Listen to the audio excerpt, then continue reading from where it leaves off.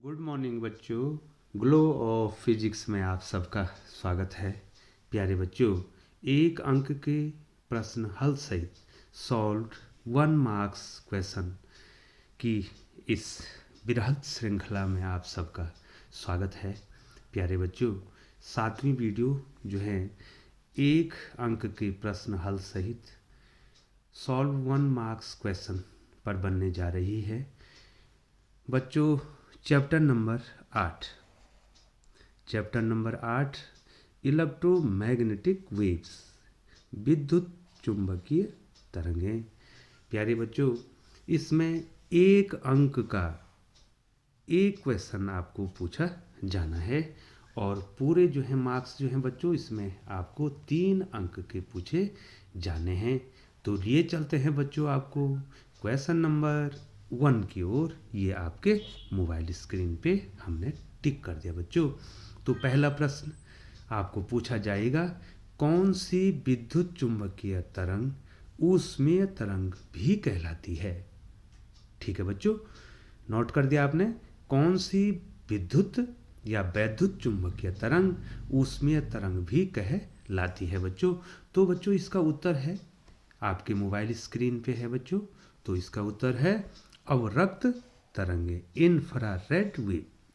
Infrared wave जो है बच्चों, वो ऊष्मीय प्रभाव को व्यक्त करती है बच्चों, इसलिए ये ऊष्मीय तरंग भी कहलाती है बच्चों। तो 1 मार्क्स का क्वेश्चन आपको पूछा जाना है। तो प्यारे बच्चों, लिए चलते हैं धीरे धीरे आपको क्वेश्चन नंबर 2 की ओर। ये आपके मोबाइल स्क्रीन पे ये है बच्चों। तो क्वेश्चन नंबर 2 आप नोट कर देंगे बच्चों या इसका स्क्रीनशॉट ले लेंगे। एक एंगस्ट्रॉम तथा 20 एंगस्ट्रॉम तरंग दैर्घ्य की एक्स किरणों की ऊर्जा का अनुपात ज्ञात कीजिए। इस टाइप के बहुत सारे क्वेश्चन आपको बन सकते हैं बच्चों।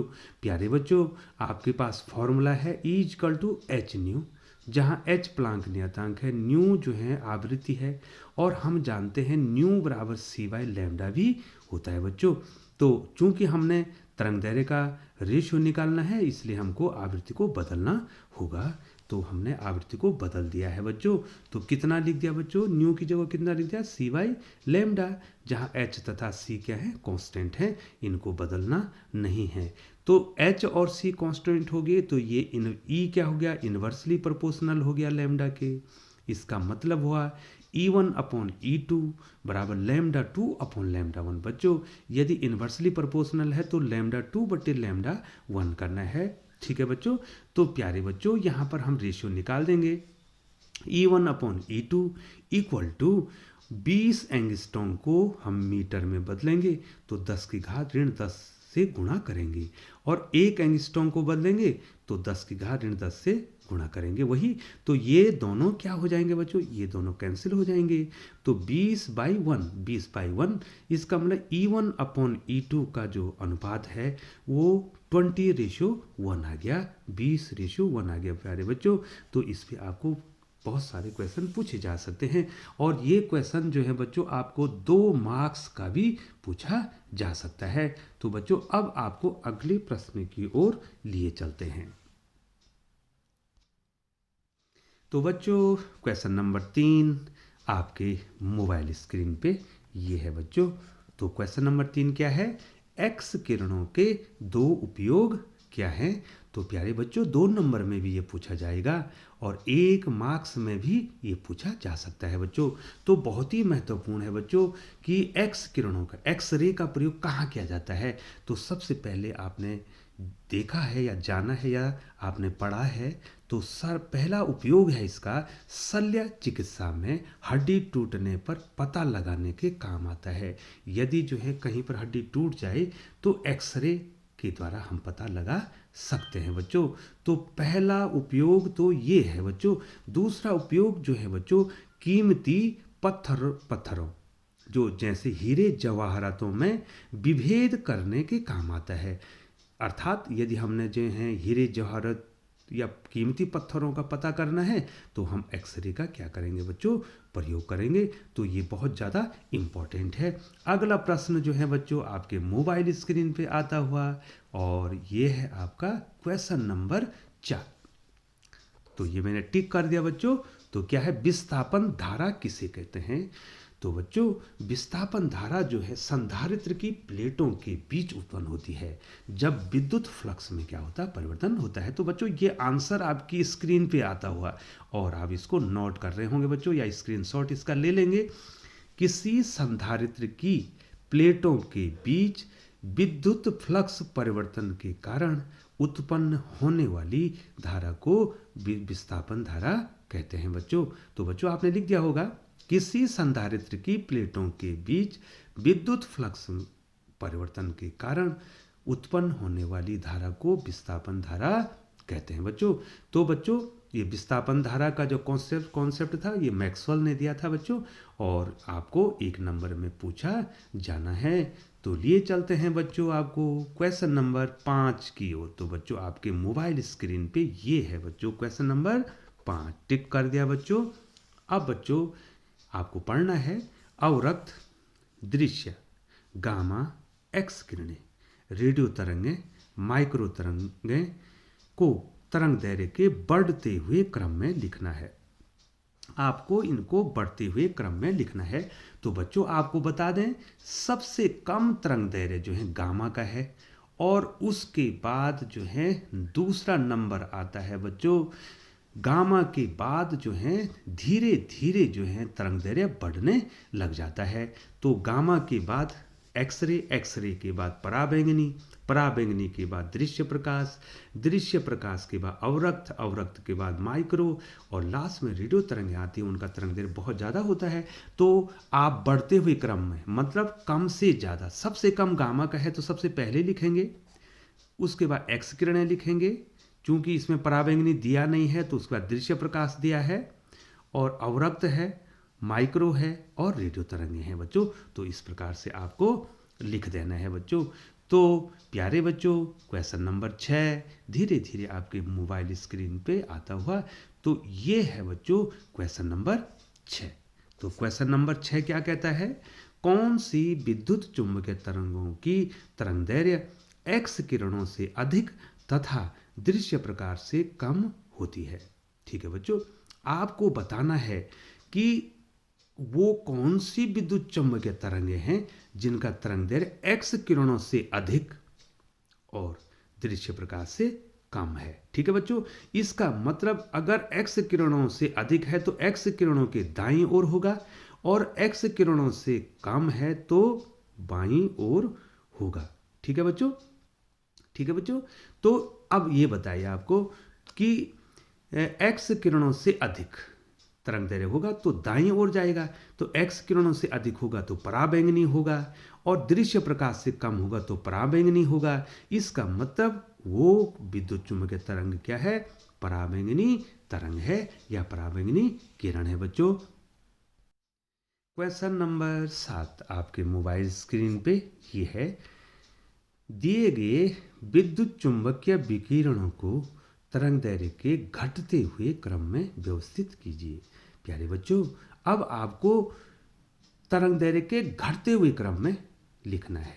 ठीक है बच्चों, क्या लिखना है, दिए गए विद्युत चुम्बकीय विकिरणों को तरंग दैर्घ्य के घटते हुए क्रम में व्यवस्थित करना है। ठीक है बच्चों, तो किरणें क्या है, ये क्वेश्चन है बच्चों।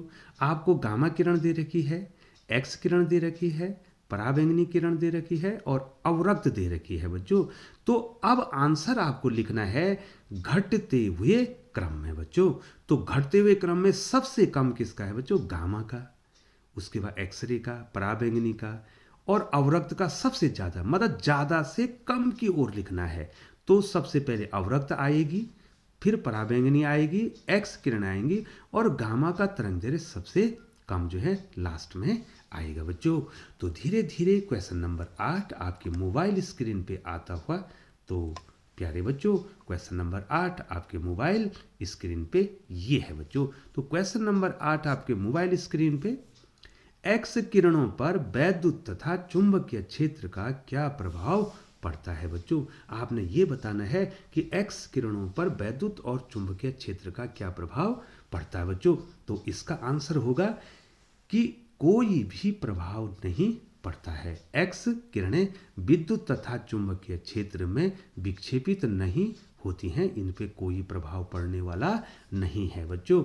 तो बच्चों क्वेश्चन नंबर 9 आपके मोबाइल स्क्रीन पे आता हुआ, और ये क्वेश्चन नंबर 9 आपके मोबाइल स्क्रीन पे है बच्चों, आप स्क्रीनशॉट ले रहे होंगे। ठीक है बच्चों। तो बच्चों क्वेश्चन नंबर 9 है, वैद्युत चुंबकीय तरंगों के कोई दो ऐसे गुण लिखिए जो विद्युत चुंबकीय वर्णक्रम के सभी भागों के लिए मान्य हो।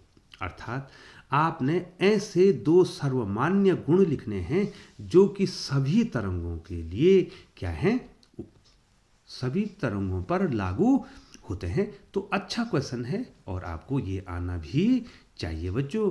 तो आंसर आपके मोबाइल स्क्रीन पे आता हुआ। पहला आंसर क्या है, वैद्युत चुंबकीय तरंगों के संचरण के लिए माध्यम की आवश्यकता नहीं होती है। विद्युत चुंबकीय तरंगें किसी भी माध्यम में चल सकती हैं, निर्वात में चल सकती हैं, प्रकाश के वेग से चल सकती हैं बच्चों। ठीक है बच्चों।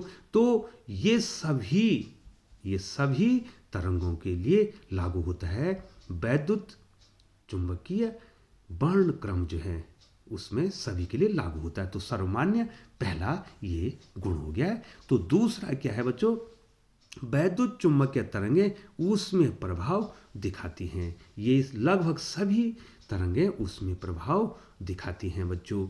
तो आपने नोट कर दिया होगा, स्क्रीनशॉट ले लिया होगा बच्चों। तो लिए चलते हैं आपको आगे क्वेश्चन नंबर 10 की ओर, धीरे धीरे आपके मोबाइल स्क्रीन पे आता हुआ। तो ये है बच्चों क्वेश्चन नंबर 10। ठीक है बच्चों। तो क्वेश्चन नंबर 10 एक न्यूमेरिकल का रूप है। एक एंगस्ट्रॉम तरंग दैर्ध्य वाली विद्युत चुंबकीय तरंग की आवृत्ति क्या होगी बच्चों। तो बच्चों तरंग दैर्ध्य आपको दिया है, आपने उसका क्या ज्ञात करना बच्चों, आपने आवृत्ति उसकी ज्ञात करनी है बच्चों। तो बच्चों आवृत्ति और तरंग दैर्ध्य में क्या रिलेशन है ये आपको आता है बच्चों। तो ये लिखा है बच्चों, फॉर्मूला क्या है, C = न्यू लैम्डा। ठीक है बच्चों। C प्रकाश का वेग है या विद्युत चुंबकीय तरंग का वेग है, न्यू आवृत्ति है और लैम्डा तरंग दैर्ध्य है। तो यहाँ से न्यू निकालना है, तो न्यू क्या हो जाएगा, C/λ हो जाएगा। ये देखिए बच्चों, C की वैल्यू 3 × 10⁸ और एक एंगस्ट्रॉम को आप मीटर में बदलना न भूलना बच्चों।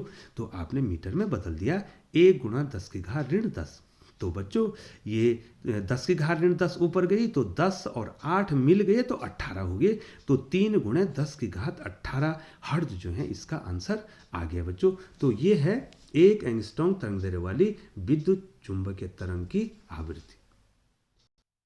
प्यारे बच्चों क्वेश्चन नंबर 11 आपके मोबाइल स्क्रीन पे ये है बच्चों, एक 5000 एंगस्ट्रॉम तरंग दैर्ध्य वाली विद्युत चुंबकीय तरंग वैद्युत चुंबकीय स्पेक्ट्रम के किस क्षेत्र में पड़ती है बच्चों। तो प्यारे बच्चों थोड़ा सा आपको बता दूं, आपको ये याद होगा, ये पड़ती है बच्चों दृश्य क्षेत्र में। तो प्यारे बच्चों दृश्य क्षेत्र हमारा होता है VIBGYOR। इतने भाग को हम कहते हैं विजुअल स्पेक्ट्रम, दृश्य प्रकाश। तो यहाँ पर बैंगनी का जो तरंग दैर्ध्य है लगभग 4000 एंगस्ट्रॉम, और इसके बीच में और भी आएंगे, और लाल का होता है बच्चों 7800 एंगस्ट्रॉम लगभग। ठीक है बच्चों। तो ये 5000 किसके बीच में पड़ेगा बच्चों, 4000 और 7000 के बीच में पड़ेगा। इसका मतलब ये किस क्षेत्र में पड़ेगा, दृश्य क्षेत्र में पड़ेगा बच्चों। तो धीरे धीरे क्वेश्चन नंबर 10 आपके स्क्रीन पे आता हुआ। तो बच्चों ये आपके स्क्रीन पे क्वेश्चन नंबर 12 फ्लैश हो रहा है। तो क्वेश्चन नंबर 12 आप पढ़ेंगे बच्चों। तो क्वेश्चन नंबर 12 है, निम्न में कौन वैद्युत चुंबकीय तरंग है। आपको ये विकल्प के रूप में दिया है बच्चों, आपको बताना है कि इन 4 विकल्पों में से आपका विकल्प किस ओर जा रहा है, कौन सा उत्तर है आपका बच्चों। तो विद्युत चुंबकीय तरंग कौन है, ध्वनि तरंग है या प्रकाश तरंग है, या ये दोनों हैं, अर्थात पहला और दूसरा आंसर सही है, या इनमें से कोई नहीं है बच्चों। तो निस्संदेह बच्चों आपका उत्तर होगा प्रकाश तरंग, ध्वनि तरंग विद्युत चुम्बकीय तरंग नहीं है। और इनमें से कोई नहीं, ये तो प्रश्न ही नहीं होगा क्योंकि प्रकाश तरंग दिया हुआ है। तो उत्तर क्या होगा बच्चों? आपका आंसर हो जाएगा आपका प्रकाश तरंग विद्युत चुम्बकीय तरंग है। इसको चलने के लिए किसी माध्यम की आवश्यकता नहीं होती है। तो क्वेश्चन नंबर 13 आपके मोबाइल स्क्रीन पे बच्चों। तो क्वेश्चन नंबर 13 ये है बच्चों, क्या कहता है? निम्न में से निर्वात में किसका वेग सर्वाधिक है? ठीक है बच्चों, बहुत प्यारा क्वेश्चन है, आपको भ्रम में डाल रहा है ये क्वेश्चन। ठीक है बच्चों, क्या कह रहा है? निम्न में से किसका वेग सबसे अधिक है निर्वात में? और विकल्प है बच्चों, अवरक्त तरंगें, दृश्य प्रकाश, पराबैंगनी किरणें, इन सभी का वेग समान है। तो प्यारे बच्चों, इन सभी का वेग समान होगा बच्चों, क्योंकि ये सभी क्या हैं? विद्युत चुम्बकीय तरंग हैं। और विद्युत चुम्बकीय तरंगों का वेग एक ही होता है, वो होता है प्रकाश का वेग। तो बच्चों ये समझ गए होंगे, सभी का वेग क्या होगा? समान होगा। अगला क्वेश्चन, क्वेश्चन नंबर 14 आपके मोबाइल स्क्रीन पे आता हुआ। तो ये है, मैंने इसको टिक कर दिया बच्चों, आप इसको नोट करेंगे। वैद्युत चुम्बकीय स्पेक्ट्रम में सबसे छोटी व सबसे बड़ी तरंग दैर्घ्य की तरंगों के नाम लिखिए बच्चों। तो बच्चों आपको आता है सबसे छोटा या छोटी तरंग दैर्घ्य किसका है बच्चों? गामा का है। जितना कम तरंग दैर्घ्य होगा उतनी ज़्यादा उसकी पेनिट्रेटिंग पावर होगी, भेदन क्षमता होगी बच्चों। तो गामा की भेदन क्षमता सबसे ज़्यादा है, तरंग दैर्घ्य सबसे कम है, और सबसे बड़ी तरंग दैर्घ्य है रेडियो तरंगों की। तो प्यारे बच्चों ये आपने नोट कर दिया होगा और आपको आ भी गया होगा। तो ये जो चैप्टर है बच्चों, ये आपको 3 नंबर का आता है। इसमें 1 नंबर का एक प्रश्न और 2 नंबर का एक प्रश्न आता है। छोटा सा चैप्टर है और आशा करता हूँ बच्चों कि छोटा चैप्टर है, 3 मार्क्स आपको दे रहा है, तो आप इसको पूरा कंप्लीट बना देंगे बच्चों। बच्चों क्वेश्चन नंबर 13 आपके मोबाइल स्क्रीन पे, 600 नैनोमीटर तरंग दैर्घ्य का प्रकाश विद्युत चुम्बकीय वर्णक्रम में किस भाग में होता है? सबसे पहले बच्चों आपको 600 नैनोमीटर को किस में बदल देना है? मीटर में बदल देना है, या उसको एंगस्ट्रॉम में बदल देना है बच्चों। तो बच्चों ये आपका आएगा किस भाग में? दृश्य भाग में। किस में आएगा? दृश्य भाग में आएगा। नैनोमीटर अगर आप इसको चेंज करेंगे बच्चों, ठीक है, इसको नैनोमीटर को किस में करेंगे? चेंज करेंगे, तो 600 जो नैनोमीटर तरंग दैर्घ्य है वो आ जाएगा आपका दृश्य भाग में। तो अगला क्वेश्चन, क्वेश्चन नंबर 16 आपके मोबाइल स्क्रीन पे आता हुआ बच्चों। तो क्वेश्चन नंबर 16 ये है बच्चों। क्वेश्चन नंबर 16 आपको कह रहा है 10⁻2 मीटर तरंग दैर्घ्य वाली तरंग का नाम क्या है? अर्थात 1/100 होगा ना बेटो, 10⁻2 है तो ये क्या हो जाएगा? 1/10⁻², दैट इज 1/100। तो बच्चों ये माइक्रो तरंग है, इसका तरंग दैर्घ्य 10⁻² होगा, तो ये माइक्रो तरंग है बच्चों। तो अगला प्रश्न जो है क्वेश्चन नंबर 17 आपके मोबाइल स्क्रीन पे आता हुआ। तो ये है आपका क्वेश्चन नंबर 17। क्या कहता है? विद्युत चुम्बकीय स्पेक्ट्रम का कौन सा भाग रडार संचालन में प्रयोग होता है? बहुत ही महत्वपूर्ण है बच्चों, रडार में कौन सी विद्युत चुम्बकीय तरंगों का प्रयोग किया जाता है बच्चों? तो इसका आंसर है सूक्ष्म अथवा माइक्रो तरंग है बच्चों। आपको याद रखना है, ये कॉम्पिटिटिव एग्जाम के लिए भी पूछा जाता है। और अगर इसको तरंग प्रास आपको याद रखनी है तो ये है 1 × 10⁻³ मीटर से 3 × 10⁻1 मीटर तक इसकी प्रास होती है बच्चों। तो क्वेश्चन नंबर 18 जो कि मैंने पहले भी आपको बता दिया है और एक बार इस चैप्टर में पुनः आ गया है बच्चों। 1/√μ0ε0 का मान कितना होता है बच्चों? तो इसका जो मान होता है वो प्रकाश के वेग के बराबर होता है और उसकी वैल्यू होती है 3 × 10⁸ मीटर प्रति सेकंड। तो बच्चों धीरे धीरे आपको क्वेश्चन नंबर 19 की ओर ले जाते हुए ये भी बहुत प्यारा क्वेश्चन है और आपको ये आना चाहिए और ये आने वाले एग्ज़ाम के लिए भी बहुत महत्वपूर्ण है। तो लिए चलते हैं क्वेश्चन नंबर 19 की ओर। क्वेश्चन नंबर 19 कहता है विद्युत चुम्बकीय तरंगों के लिए E बाई बी, ई वैद्युत क्षेत्र की तीव्रता है और बी चुंबकीय क्षेत्र की तीव्रता है बच्चों। इसका मान कितना होता है बच्चों? तो ये यहाँ पर इसकी अधिकतम वैल्यू भी दे सकता है बच्चों, E0 बटे B0 भी दे सकता है, उसकी वैल्यू भी वही होगी बच्चों। तो E बाई बी का जो मान होता है बच्चों वो भी प्रकाश के वेग के बराबर होता है बच्चों। तो ये आपको आ जाना चाहिए बच्चों। तो प्यारे बच्चों, आपको जो है हमने इस श्रृंखला की जो है बच्चों ये 8वीं वीडियो बता दी है बच्चों। यदि बच्चों आपको लगता है कि आपको हमारे जो शॉर्ट वीडियो हैं, हल वीडियो हैं, उससे लाभ हो रहा है तो आप जाइए हमारे चैनल को सब्सक्राइब कर दीजिए, बेल आइकन को दबा दीजिए और नोटिफिकेशन ऑन कर दीजिए, जिससे समय समय पर जो है आपको महत्वपूर्ण सूचना मिलती रहेगी बच्चों। और आने वाले समय में जो है आप हमारे चैनल पर अगर बने रहते हैं तो बच्चों मैं आपको बोर्ड के जितने भी इम्पोर्टेंट जो हैं आंकिक प्रश्न हैं उनकी श्रृंखला में भी ले जाऊंगा। तो नए साल की बहुत बहुत शुभकामनाएं।